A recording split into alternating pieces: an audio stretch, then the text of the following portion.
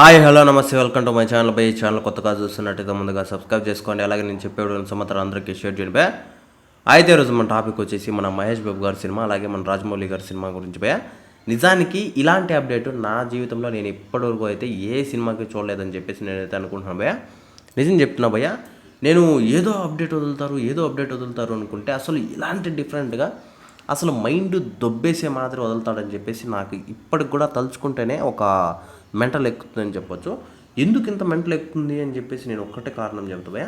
అంటే మనకు ఇక్కడ చూసుకోవచ్చు, అంటే త్రిశూలం కావచ్చు, అలాగే మూడు నామాలు కావచ్చు, అలాగే డమరకం కావచ్చు, రుద్రాక్ష కావచ్చు, మన నందీశ్వరుడు కావచ్చు, ఇలాంటి అంటే ఒక లాకెట్తో, ఇలాంటి ఒక చైన్తో అసలు ఎలాంటి సినిమా తీయబోతున్నాడు మన రాజమౌళి గారు అని చెప్పేసి తలుచుకుంటేనే ఒక పీక్స్లో మెంటల్ ఎక్కుతుందని చెప్పొచ్చు. ఎందుకంటే మనోడు హాలీవుడ్ సినిమా తీయబోతున్నాడు, అలాగే హాలీవుడ్ నుంచి అంటే ఏదో ఇప్పుడు మనకు టక్కర దొంగ టైప్లో ఒక సినిమా తీయబోతున్నాడు, అది ఇది అని చెప్పేసి చాలాసార్లు అయితే మనం అనుకున్నాం భయ్య, కౌబాయ్ మాదిరి అది ఇది అని చెప్పేసి. కాకపోతే ఇక్కడ ఎలాంటి సినిమా తీయబోతున్నారా అన్న టైప్లో ఈ హింట్ అయితే ఇచ్చాడు చూడండి, అది మెంటల్ అని చెప్పచ్చు. అసలు ఏమనుకుంటున్నాడు, అలాగే రాజమౌళి గారు ఎలాంటి ప్లాన్ చేశాడు అసలు తలుచుకుంటేనే ఒక భయంకరమైన ఇది వస్తుందని చెప్పొచ్చు, హై.